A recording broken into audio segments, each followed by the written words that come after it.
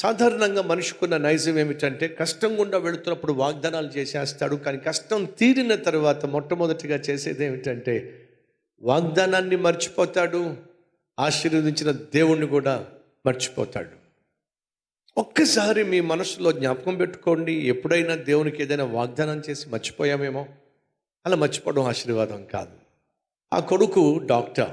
ఆ తండ్రి ఆ కొడుకును చిన్నప్పుడే దేవుని సేవకు అంకితం చేశాడు. ఆ కొడుకు చక్కగా చదువుకొని ప్రయోజకుడై డాక్టర్ అయ్యాడు. ఆ కొడుకు అంటే చాలా ఇష్టం. ఒకరోజు కొడుకు వచ్చి, నాన్న, మన సంఘంలో కొంతమంది సేవ చేయడానికి విదేశానికి వెళుతున్నారు. అక్కడ నశించిపోతున్న ఆత్మలు ఉన్నాయి, వారికి సేవ చేయాలి, వాళ్ళకి అత్యవసర పరిస్థితి ఉంది అని చెప్పి ఈరోజు మా సంఘంలో చెప్పారు. ఎవరైనా వెళతారా?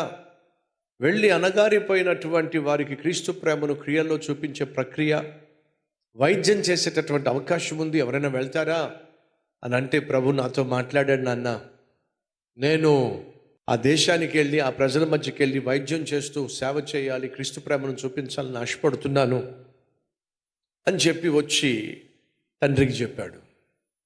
ఆ తండ్రి ఆ కుమారుణ్ణి బహుగా ప్రేమించాడు కాబట్టి ఆ కుమారునితో తన మనసు పెనవేసుకుపోయింది. పంపించాలని ఆశ ఉన్నప్పటికీ కూడా నా కొడుకును చూడకుండా నేను ఉండగలనా, నా కొడుకును చూడకుండా బ్రతకగలనా అనే సందిగ్ధ స్థితిలో, లేదు నాయన, నువ్వు డాక్టర్ చదువుకున్నావు, ఇక్కడే ఉద్యోగం చేస్తూ ఇక్కడే ఆ వైద్యం ద్వారా క్రీస్తు ప్రేమను చూపించవచ్చు కదా, ఇక్కడే ఉండిపోరా అని చెప్పన్నాడు. కొంతకాలానికి ఈ తండ్రికి ఎందుకు కళ్ళల్లో కాస్త మసగ్గా ఉంటుందని చెప్పి తన స్నేహితుడైన డాక్టర్ దగ్గరికి వెళ్ళాడు. వెళ్ళి కంటి పరీక్ష చేయించుకున్నాడు. అప్పుడు ఆ ఫ్రెండ్ అంటున్నాడు, రే, నీకు ఇష్టమైన వాళ్ళు ఎవరైతే ఉన్నారో వాళ్ళందరి దగ్గరికి వెళ్ళి మనసారా చూసిరారా, లేదా వాళ్ళందరినీ నీ దగ్గరికి పిలిపించుకొని మనసారా చూడరా అన్నాడు. అదేంట్రా, నాకేమైనా 90 సంవత్సరాలా? రేపో మాపు నేనేం చచ్చిపోతానా? అందరినీ మనసారా చూసి రమ్మంటావేమిటి? లేదా వాళ్ళని ఇంటికి పిలిపించుకొని మనసారా చూడమంటావేమిటి? ఏమైంది అని చెప్పి అన్నాడు.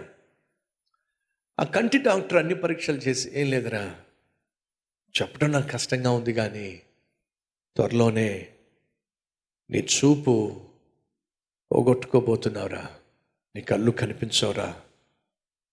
ఈ మాట చెప్పాలంటే నాకు చాలా కష్టంగా ఉంది, కానీ వాస్తవం నీకు తెలియాలి కాబట్టి చెప్తున్నానురా. కొన్ని రోజుల్లో నువ్వు కళ్ళు పోగొట్టుకోబోతున్నావు, చూపు పోగొట్టుకోబోతున్నావు అన్నాడు. అక్కడే కుర్చీలో కూర్చుని పోయినటువంటి అతను ఇలా ఉండిపోయాడండి. కళ్ళల్లో నుంచి కన్నీళ్లు జల రాలుతున్నాయి. ఏరా, నీ కళ్ళు పోతాయని చెప్పాను కాబట్టి బాధ అనిపించి ఏడుస్తున్నావా అని చెప్పి డాక్టర్ అడిగాడు. అందుకు కాదురా నేను ఏడుస్తుంది, నేను చేసిన పొరపాటును బట్టి నేను ఏడుస్తున్నానురా. నువ్వు మంచోడువు కదరా, నువ్వు ఆత్మీయుడువు కదరా, నువ్వు భక్తుడువు కదరా, నువ్వు పొరపాటు చేయటం ఏమిటి? లేదురా, పెద్ద పొరపాటు చేశాను. ఏమిటది?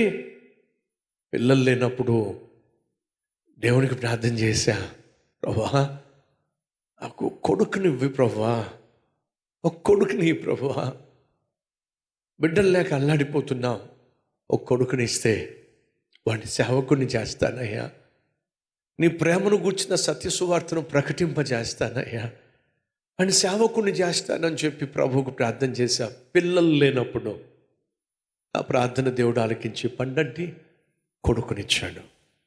వాడు చిన్నప్పటి నుంచి ఆత్మీయంగా పెరిగాడు.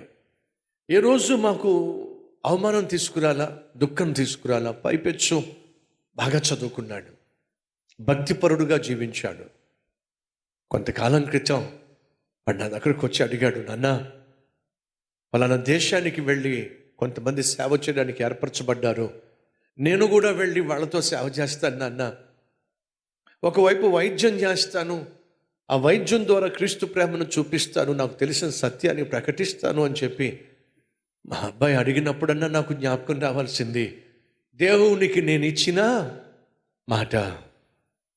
బిడ్డలు లేరు కాబట్టి మా అబ్బాయిని దేవుని సేవకు ఇచ్చేస్తానని చెప్పాను. నన్ను బిడ్డ పుట్టిన తర్వాత ఎందుకో మా అబ్బాయిని విడిచిపెట్టడం, దేవుని సేవకు పంపించటం నా మనసు ఒప్పలేదురా. కొడుకు ఎంతో ప్రాధేయపడ్డాడు, కానీ వద్దులే నాన్న, ఇక్కడే ఉండి వైద్యం చేసుకుంటూ వచ్చిన వారికి సువార్త చెప్పరా అని చెప్పి నేను అంటూ ఒక మాట అన్నానురా.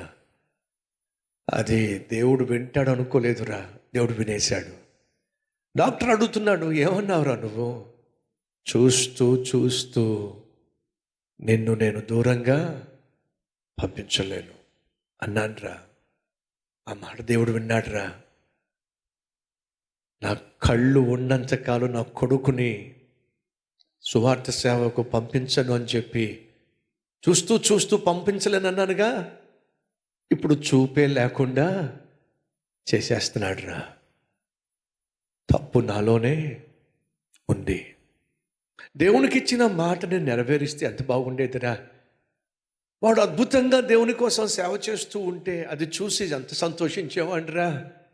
ఇప్పుడు ఒకవేళ నేను నా కొడుకుని సేవకు పంపించిన, నువ్వు చెప్తున్నావు కదరా త్వరలో నా కళ్ళు పోతాయని, ఎంత పొరపాటు చేశాను. సహోదరి సహోదరులు,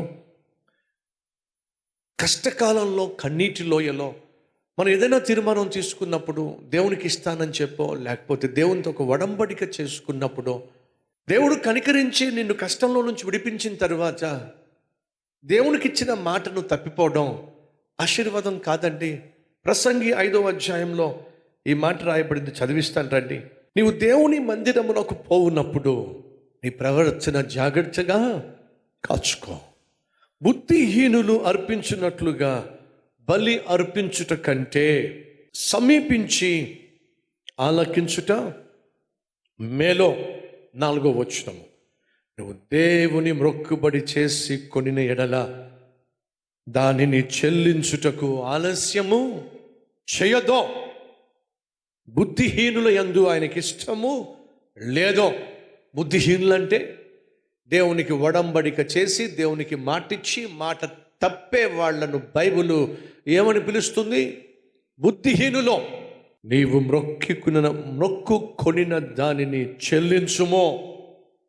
నీవు మొక్కుకొని చెల్లింపకుండుట కంటే మొక్కుకొనక ఉండుటయే మేలో. నీ దేహమును శిక్షకు లోపరుచునంత పని నీ నోటి వలన జరగనివ్వద్దు. అది పొరపాటు చేత జరిగిన నీ దూత ఎదుట చెప్పద్దు. ప్రభు, తొందరపడి తీర్మానం తీసుకున్నానయ్యా, తొందరపడి వాగ్దానం చేశానయ్యా అని నీ నోటితో అప్పుడు చెప్పొద్దు.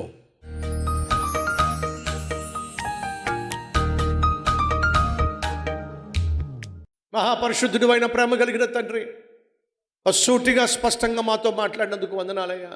నీ కుమారుడనే యేసు గెత్సెమనే తోటలో నాయనా ఎంతగా ఏడ్చాడో, భయంకరమైన శిలువ మరణాన్ని తట్టుకోలేనని, అయినా నీ చిత్తమే జరిగించు. క్రీస్తును అనగా తన కుమారుణ్ణి సహోదరి సహోదరుడు నీ కోసం మరణానికి అప్పగించటమే ఆ రోజు తండ్రి చిత్తమైంది. ఆయన మరణించకపోతే నువ్వు జీవించలేవని, ఆయన శిక్ష భరించకపోతే నీకు శిక్ష తప్పదని తన కుమారుణ్ణి మరణానికి అప్పగించాడు. అయ్యా, ఈ సత్యాన్ని మేము విశ్వసిస్తున్నావు నాయనా. నీ కుమారుణ్ణి మా రక్షకునిగా అంగీకరిస్తున్నావయ్యా. నేను చేసిన ప్రతి తప్పును పాపమును క్షమించయ్యా. నిన్ను గాయపరిచింది చాలో, నిన్ను బాధ పెట్టింది చాలో.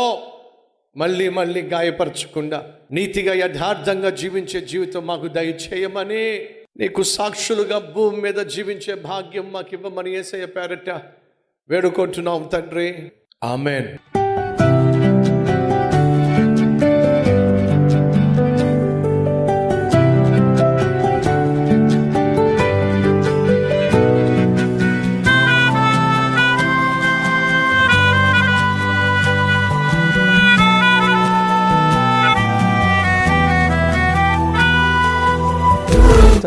డైలీ డివోషన్ ఆశీర్వాదకరంగా ఉంటే 10 మందికి షేర్ చేయండి, లైక్ చేయండి, అలాగే ఖచ్చితంగా కామెంట్ పెట్టండి. మళ్ళీ రేపు ఇదే సమయంలో మరొక అద్భుతమైన డైలీ డివోషన్తో మీ ముందుకు రాబోతున్నాను. అంతవరకు సెలవు.